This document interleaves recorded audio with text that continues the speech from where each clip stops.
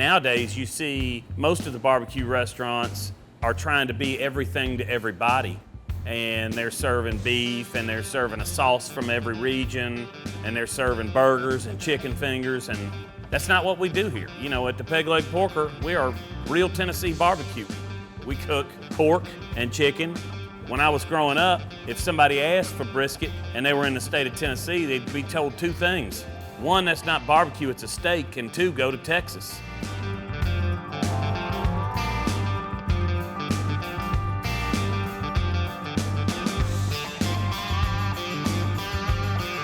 You know, Tennessee was always a pork-producing state. There was certainly beef raised here in Tennessee, but Tennesseans never considered beef barbecue.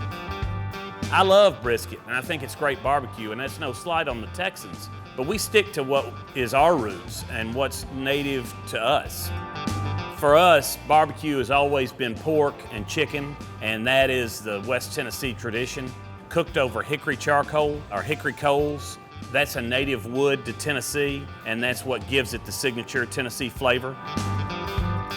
This is something that was passed down to me not only from a cooking standpoint, but from a cultural standpoint of something that was very important to our family and the heritage of West Tennessee.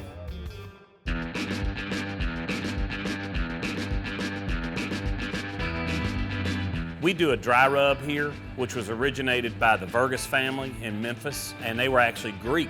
So that dry style rib is actually Greek in origin. It uses a barbecue seasoning rather than a rub. And so we smoke that rib with nothing on it except for kosher salt. We probably cook our ribs shorter than most places. You know, a rib is not that big of a piece of meat. You see some of these places that say we're smoking our ribs for 8 to 9 hours. It's gonna taste like your house burnt down. So we cook them for about 3.5 to 4 hours, and that's enough to give them a great color. That's enough to give them a great flavor. People need to understand that smoke is an ingredient just like anything else. You can use too much smoke, or you can use too little smoke. And the key is getting that balance and having that ingredient in the right portion to make sure that the recipe is a delicious one. They come off the pit, they're moist, and right when they hit your plate, we hit them with our dry seasoning and it sticks right to that meat. And that's how that traditional West Tennessee dry rib is served.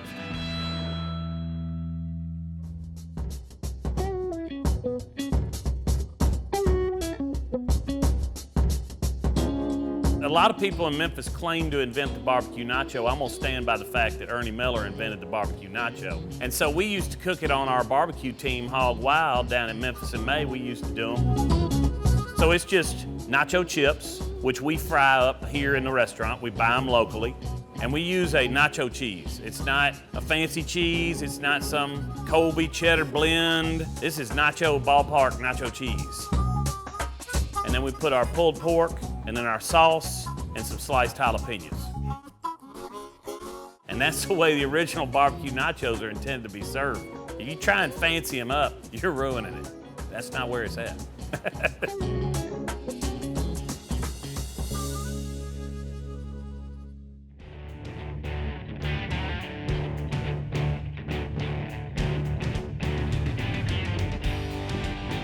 Our pulled pork sandwich is a traditional West Tennessee barbecue sandwich.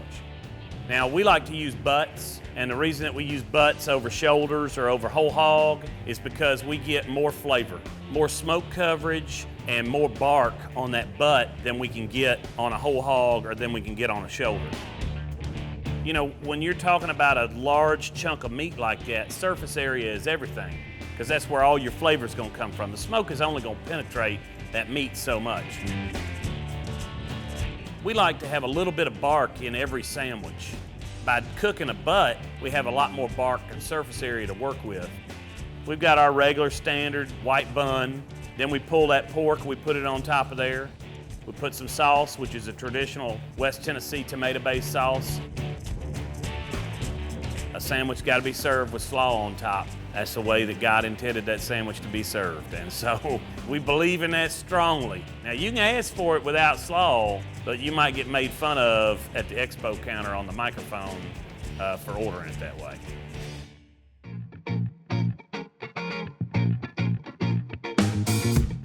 The name Peg Leg Porker comes from the fact that I have one leg. I'm actually a right leg above the knee amputee. I had bone cancer when I was 17 years old. It was the summer before my senior year. I had osteogenic sarcoma and went through chemotherapy all during my senior year. I had my leg amputated right there that summer before that year. I know a lot of families that have lost children to osteogenic sarcoma.